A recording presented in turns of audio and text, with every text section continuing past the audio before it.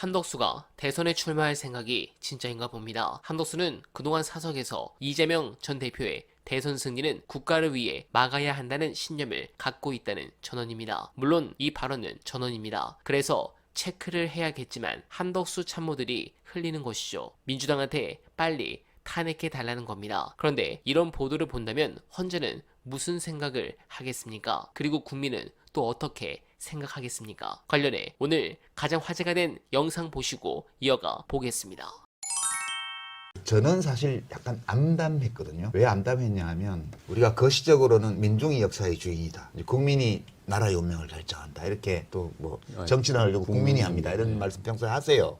근데 그렇긴 한데 그래도 우리가 헌법에 따라서 대의민주주의 체제를 하고 있고 또 직업관료제를 두고 있고 나라 운영과 관련된 문제를 일상적으로 다루는 사람들은 사회학자들이 파워 엘리트라고 말하는 그 사람들이잖아요. 네.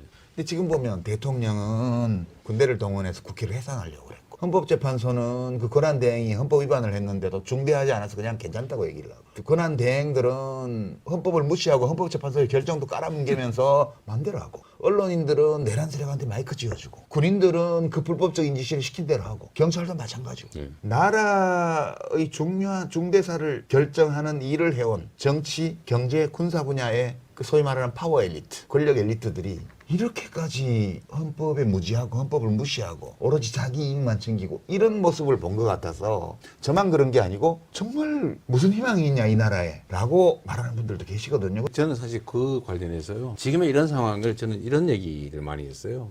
건강한 신체에 감염이 된 거예요. 예를 들면 병균에 의해서. 근데 이 얼마나 많이 침습할 거냐, 얼마만큼 건강을 해친 상태에서 이겨낼 거냐. 물론 못 이겨낼 수도 있어요. 극단적인 경우. 그럼 나라가 망하죠. 망하는 거죠. 근데 우리 사회가 과연 건강한 신체인데 병에 감염이 됐다. 열 나겠죠. 힘들고 고통스러운 과정을 거칠 텐데 저는 이겨낼 거라고 생각했죠. 근데 생각보다는 제가 생각했던 것보다는 우리 사회가 훨씬 건강했던 것 같습니다. 면역력이 강하다. 네, 면역력, 저항력이 생각했던 것보다는 강한 것 같아요.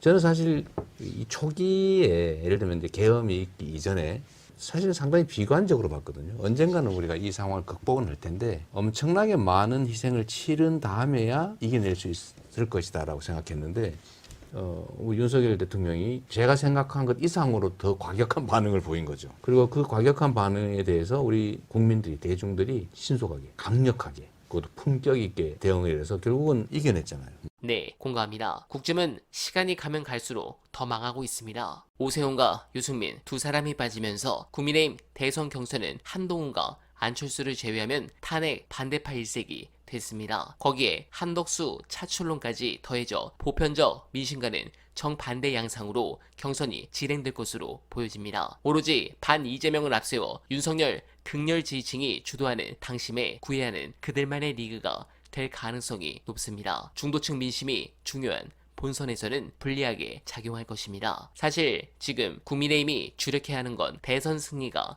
아닙니다. 연속으로 탄핵 대통령을 배출한 데 대해 국민에게 진심으로 사과하고 당을 뿌리부터 쇄신해야 합니다. 그럼에도 여전히 오로지 당권 장악과 영남, 강남 공천만 바라보는 당 주류들이 반성 없이 제2의 윤석열 쇼만 기대하고 있습니다. 거대 보수 정당이 이처럼 점점 더 극단의 길로 퇴행하는 것은 우리 국민 전체에 큰 짐이 될 수밖에 없습니다. 국민들이 더 이상은 속지 않는다라는 것을 국힘이 잊지 않기를 바라며 오늘만은 내일도 최선을 다하겠습니다. 여러분 고맙습니다.